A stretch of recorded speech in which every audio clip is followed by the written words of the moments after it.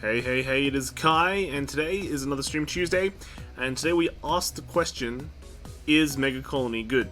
Right, so clan selection got revealed for Megacolony, and basically we just ask this question every single time that Megacolony gets support.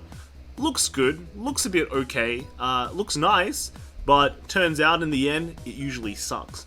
But this time, clan selection, maybe they give this clan some good cards, because so far we've seen a lot of clan selection cards. They've been alright. They've been meh, kind of, because the clan themselves is already really good.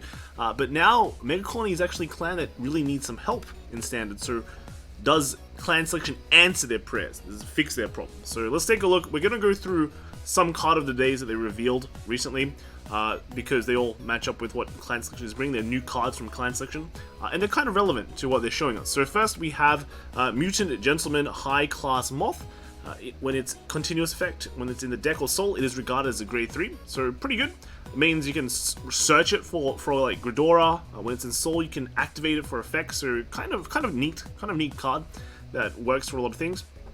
Act, Rearguard Circle, cost, rest this unit, and put a normal unit from your drop zone on the bottom of your deck.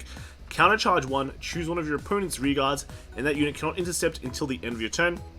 This ability may only be used by a card of the same name once per turn. So this effect is actually very important for Megacolony, because right now Gridora has a problem where once you run out of Helldemize, your offense greatly diminishes, so every Helldemize that you draw just becomes crap. Also, things like this allows you to reuse things like your normal null guards, because once those things are gone, your cradles don't search them, and you just have very low value. So this can put back those cards, it's rested, and you can retire it for Gridora's effect, and then that's that. So overall, a very strong card. The counter charge is also kind of nice, but usually Megacolony really doesn't have a problem with counterblast, so I guess this more counter charge means more water gang abuse, right? So pretty good.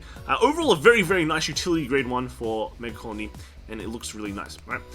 Second card we get is a grade 3, so we're not getting like a 1 and 2 and 3. It's actually just anything that's good, right? So this kind of confirms that idea.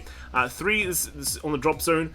At the end of the battle that your grade 3 or greater Vanguard attacks, if a new card was put into your opponent's damage zone this turn, you can counterblast 1 and call this guy to the rearguard circle. So interesting mechanic here. It's if you dealt a damage this turn, so it's like on hits, right? It's on hit or something like that, but it's actually pretty nice. You get multi attacks off with this, and then rearguard circle when it comes to play, you may cost Soul Blast 1, choose one of your opponent's rearguards, stand it, and this unit gets power 10k until the end of turn.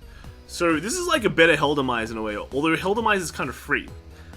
So I guess like you could even run both if you really wanted to with Gridora, but it just makes multi attacks. Very nice. Soul gets power as well, so you're basically hitting like a truck.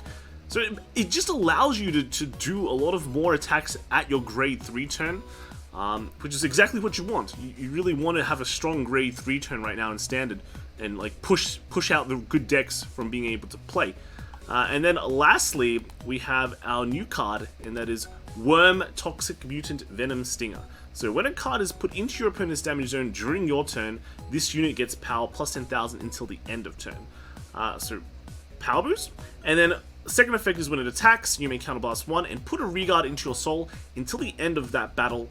Even if a trigger unit is revealed for your opponent's damage check, that trigger effect does not activate, and you perform the same trigger check effect as that card's trigger effect. Then cost Soul Blast 1, grade 3 card, choose up to 2 cards from your opponent's damage zone, put them into the drop zone, and then deal 1 damage to your opponent's Vanguard for each card put into his or her drop zone. So very interesting there. This is like stealing effects from Angel Feather and like Novell, kind of. That's what clan selection is all about. Well, no, that's just what Bermuda's about. It looks like Megacolony is doing the same thing as well. But very interesting. This allows, so it negates trigger effects, you steal trigger effects, and you also get confirmed damage checks to buff up your other grade 3. So that seems kind of nice. It's also like a pseudo mill in a way, because you just hit 2 cards into the damage zone, right? You heal 2, deal 2.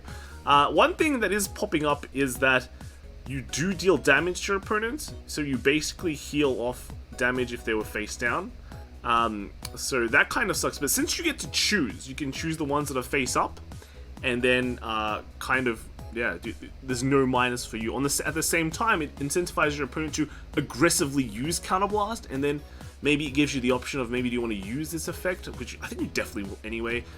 In that case, sure, they get 2 Counterblast and you just feel bad, but it's kind of like if you're doing a lot of pressure in a way, you can give them so much Counterblast they can't use the next turn, and that essentially kind of makes the extra Counterblast useless. Like we see this in old Angel Feather, I can't say the name, the M&M, right? They build very rushy builds where giving this extra damage and Counterblast doesn't really matter to your opponent because they're dead. So you can think of it that way, and seeing as how Megacolony is built right now, you can kind of go very aggressive early because they can replace themselves and you just generally don't care. So especially this card seems very aggressive too. Just 32k already once you use that effect, so I think it's quite good. And getting opponents' trigger effects, if they even occur as well, is nice. And you just steal trigger effects. Nothing. You can't get blocked anymore, right? They don't get trigger effects, so you deal damage, draw, heal comes out, and you're like, who cares, dude? I get the draw, I get the power, you get nothing.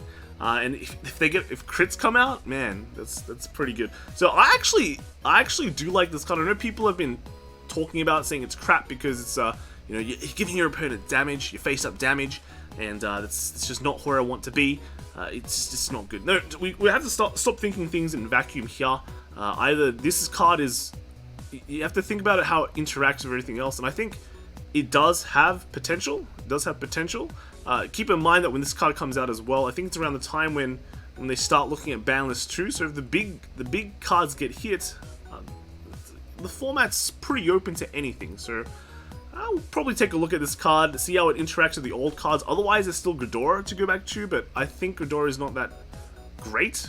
But but I'm not sure. Like with those 2 new cards that got revealed, maybe it becomes really good. That grade 1 is really good. You know, recycling all that stuff, and then the other grade 3 as well could be a better Hell Demise. Could be. So yeah, we'll see. We'll see if there's definitely potentially. I'm very careful with saying if it's good or not, but there's definitely potential. So yeah, that's I think Megacolony at least got some pretty good support, and if the support that all these other clans like Tachikaze, the weak clans, are getting, then I think they might be in a good place. There were also some other more fun cards revealed in the stream, and that was, we got a nice looking Harmonix Messiah here, but we got this new card called Eternal Dignity Dragon, and when it's placed on the Vanguard circle, if your bind zone has a total of 24 or higher grades, you gain 10 turns. So, pretty good. You basically gain 10 turns and win, but you can't use it in normal fights, so unlucky. I think this is a prize card and random PR card that is given to players. So this one's a premium, so go play premium. It seems pretty... The funny thing is, I don't know, like 24 is kind of easy to hit, but at the same time it's not. So if you run this in an actual premium deck, I don't know if it's actually that good. They might just be wasting slots. So yeah, okay, let me know what you guys think of Megacolony. I think it has potential. I think it's too early to dismiss it. And let me know in the comments what you're getting. So that's it from me. See you guys later. Bye.